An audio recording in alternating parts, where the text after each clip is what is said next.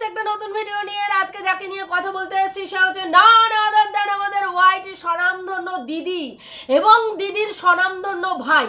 তাকে নিয়ে কথা বলতে এসেছি। তোমরা সবাই কালকে দেখেছো যে একটা ওর নাম কি বলে আমাদের চীনার ভিডিওতে কমিউনিটিতে কালকে একটা যে চ্যানেল নতুন যে ক্রিয়েট করেছেন, যেই সমাজ সেবক যিনি রয়েছেন আর কি, যেই দাদা, সেই দাদার ভিডিও শেয়ার করেছে এবং সেই ভিডিওটা আমিও কমিউনিটিতে শেয়ার করেছি। সেই ভিডিওটাতে তোমরা দেখেছো যে এই যে মিউচুয়ালি ডিভোর্স নিয়ে যে চীনা ডিভোর্সটা যে চেয়েছিল এবং সেই মিউচুয়ালি ডিভোর্সের মধ্যে মানে 3টি শর্ত রাখা হয়েছিল। ওই 3টি শর্ত কালকে আমরা জানতে পেরেছি যে কি কি শর্ত রাখা হয়েছিল, যেটা আমাদের এই দাদার মুখ থেকে আমরা শুনেছি।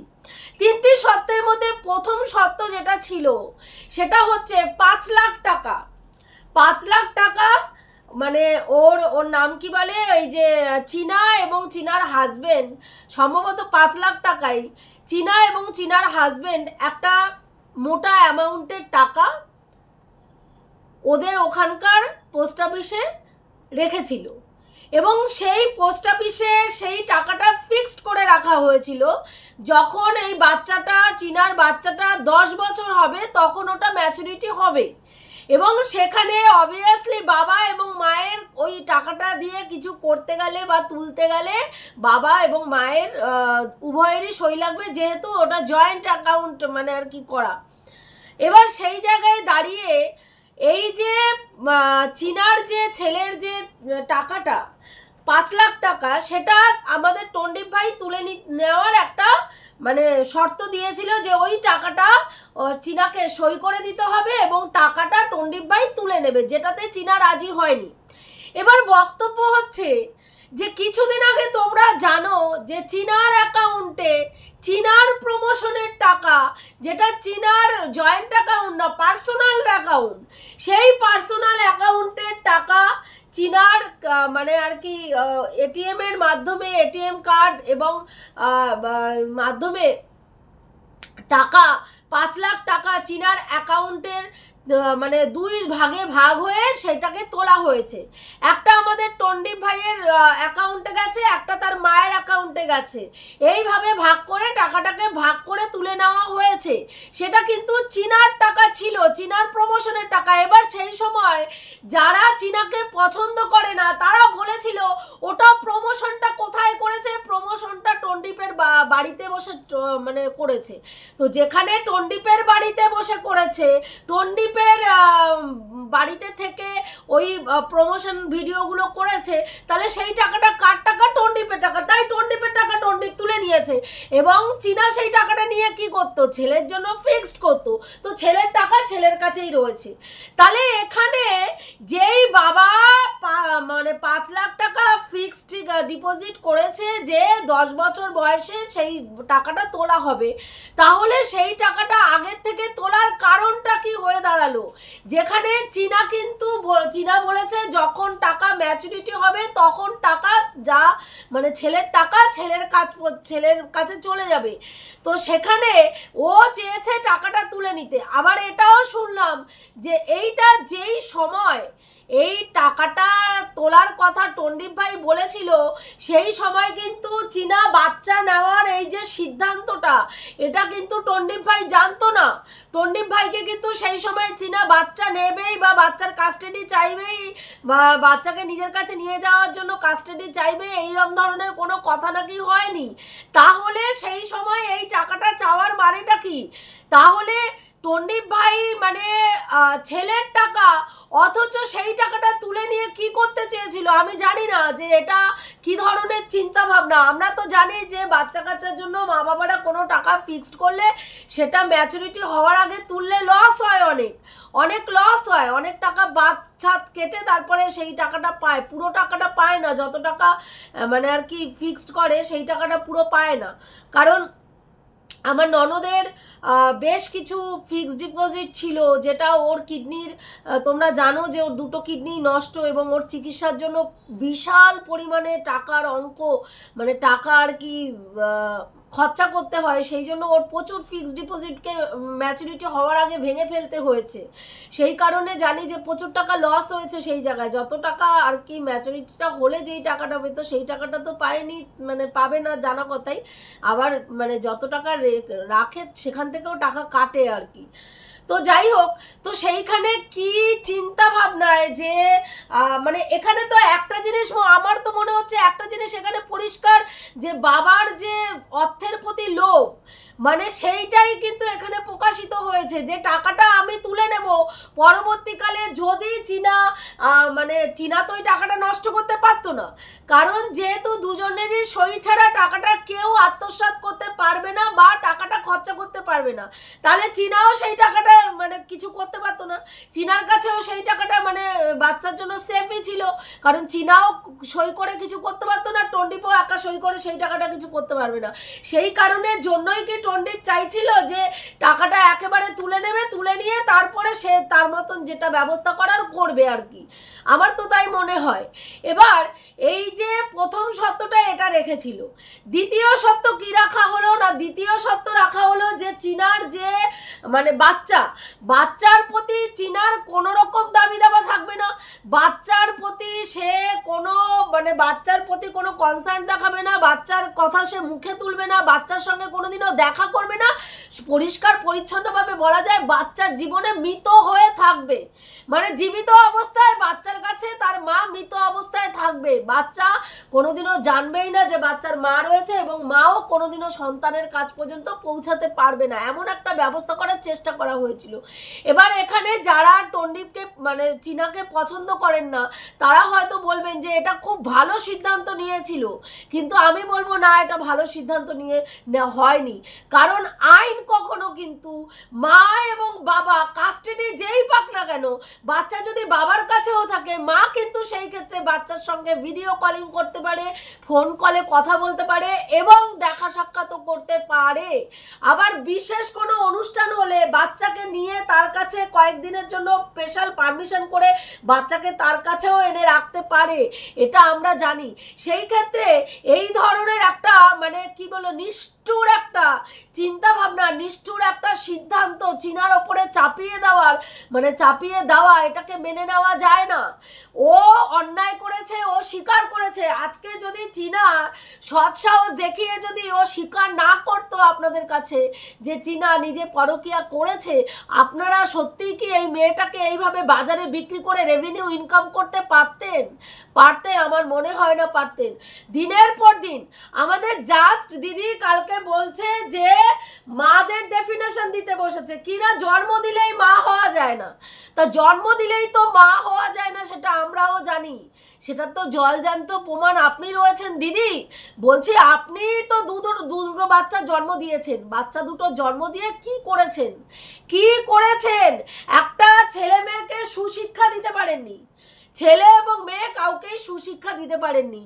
ছেলে 17 বছর হতে না হতে বিয়ে করে পেছন পেকে বিয়ে করে, শুধু বিয়ে করেছে তাই না, বিয়ের আগে আপনার ছেলে নানান রকম নেশা ভাঙ, যত খারাপ থেকে খারাপ নেশা ছিল আপনার ছেলে তার মধ্যে নিমজ্জিত ছিল। সেখান থেকে ছেলে সেই নেশা ভাঙ থেকে বের করানোর জন্য এই মেয়ের প্রতি আসক্ত হয় এবং সেই মেয়েটির সঙ্গে ছেলেকে বিয়ে দেন, এবং এই মেয়েটিকে এনে আপনি ঘরেও রাখতেন শুনেছি, আপনি যাদের সঙ্গে মেশেন তাদের কাছ থেকেই শোনা। এবার তারপরে আপনি মাত্র 17 বছর বয়সে ছেলে বিয়ে করে, এবং শুধু বিয়ে করে তাই নয়, আপনি এত ভালো মা যে আপনি ছেলেকে নিজের বাড়িতে রাখতে পারেননি। সেখানে কিসের উদাহরণ দিয়েছেন না, আপনার কুসকুটের উদাহরণ দিয়েছেন, যে আপনার কুসকুটের জন্য আপনি বা ছেলেকে বাড়িতে রাখতে পারেননি। এইসব অজুহাত আপনার ভিউয়ার্সরা খায়, বুঝতে পেরেছেন? তো আগে তো আপনি ভালো মা হয়ে দেখাতে পারেননি, তো আপনি মাতৃত্বের এখানে বড়াই করতে বসেছেন। মেয়ে যখন উচ্চ মাধ্যমিক পরীক্ষা দেয়, কোন মা আছে বলুন তো পৃথিবীতে, কোন মা আছে উচ্চ মাধ্যমিক পরীক্ষার মতন ভাইটাল পরীক্ষার সময় মা প্রেম প্রীতি পরকীয়ায় লিপ্ত হয়ে জায়গায় জায়গায় হোটেলে ঘুরে বেড়ায়? আছে? দেখেছেন? দেখেছেন? যাদের বাচ্চারা থাকে সেই সব মায়েরা বাচ্চা নিয়ে ব্যস্ত থাকে, বাচ্চার খাওয়া, বাচ্চার পড়া, বাচ্চার ঘুম, বাচ্চার পড়াশোনা, বাচ্চার টিচার, বাচ্চার কখন স্কুলে যাবে, কখন পড়তে যাবে, কখন আসবে, এই সব নিয়ে ব্যস্ত থাকে। সেখানে আপনি দিনের পর দিন সেই সময় কি করেছেন? প্রেম প্রীতিতে মজেছিলেন। এবং শুধু তাই নয়, হোটেলে হোটেলে সেই পুরুষ মানুষটির সঙ্গে গিয়ে রাত কাটিয়ে পর্যন্ত এসছেন। তাহলে আপনি কি করে মাতৃত্বের বড়াই করতে পারেন?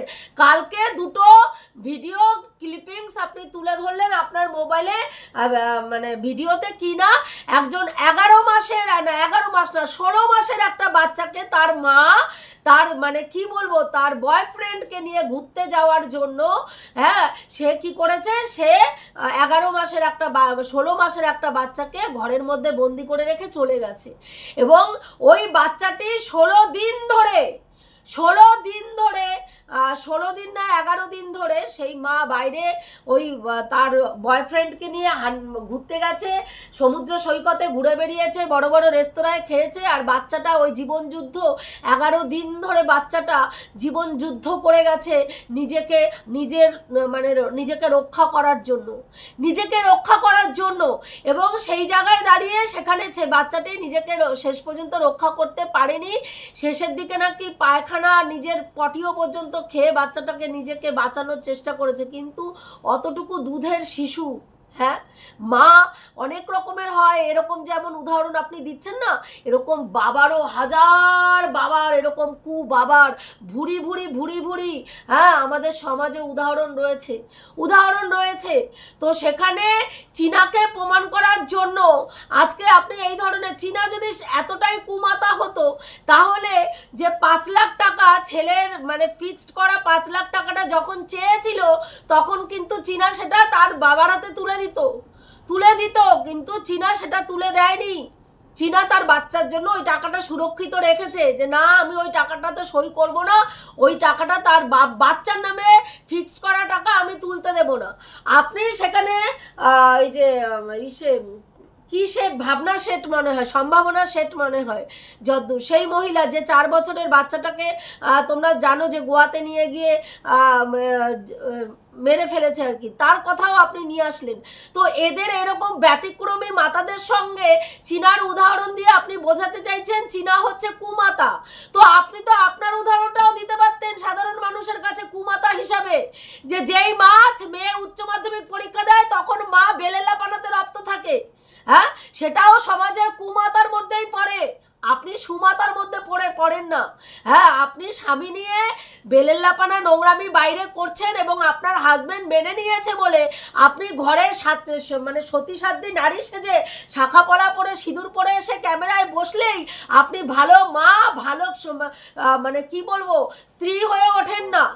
আপনার চরিত্রটা আগে আপনি দেখুন, চীনার চরিত্র বিশ্লেষণ আপনি পরে করবেন যে জন্ম দিলেই মা হওয়া যায় না। আপনি তো আগে মা হয়ে দেখান। আপনি এত ভালো মা হলে তাহলে আপনার সন্তান কেন বাড়ির বাইরে? কেন একমাত্র ছেলে আপনার বাড়ির বাইরে তার শ্বশুর বাড়িতে গিয়ে ঘর জামাই সেজে থাকছে? কেন বলতে পারেন? হ্যাঁ, কোন বাড়িতে এরকম হয় যে একটা মাত্র ছেলে সে লোকের বাড়িতে গিয়ে ঘর জামাই সেজে থাকে? ঘর জামাই সেজে থাকা খুব মানে অহংকারের না লজ্জার? হ্যাঁ, কোনটা?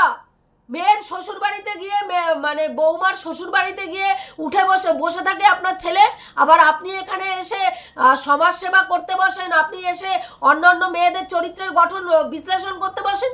নিজে পরকীয়াকে আপনি প্রমোট করছেন, বাচ্চা মেয়েগুলোকে পরকীয়া করার জন্য উৎসাহিত করেছেন এবং তাদেরকে ঠেলে দিয়েছেন, নে তোরা পরকীয়া কর, আইনত পরকীয়া বৈধ, তোদের কেউ কোনো সাজা দিতে পারবে না, কেউ কিচ্ছু করতে পারবে না, কোর্টেও কেস উঠলে কিচ্ছু হবে না, ধোপে টিকবে না, আমি আছি।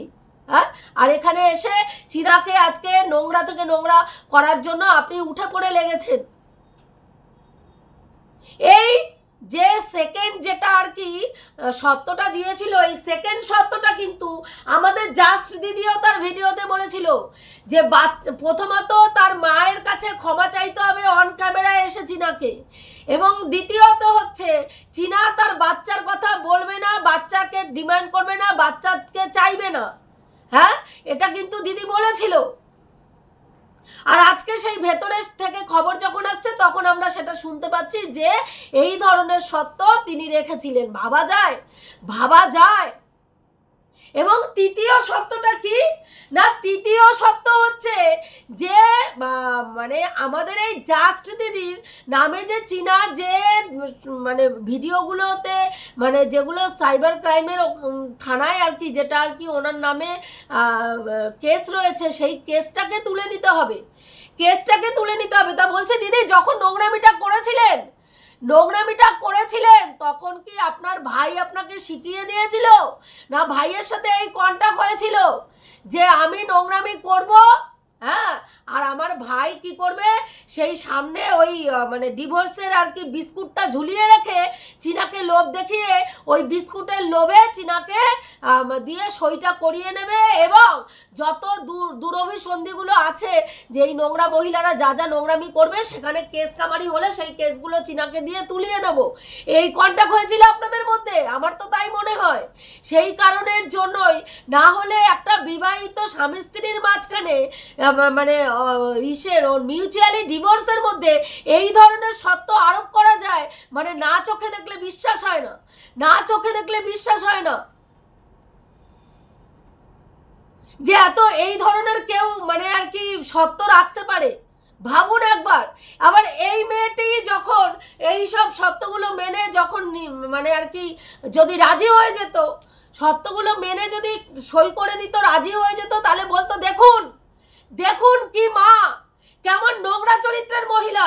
হ্যাঁ, তার ওই পরপুরুষের সঙ্গে থাকার এত মানে আর কি ইচ্ছা প্রবল যে সে তার বাচ্চাকে পর্যন্ত মানে নেওয়ার তার মানসিকতা নেই, ইচ্ছা নেই।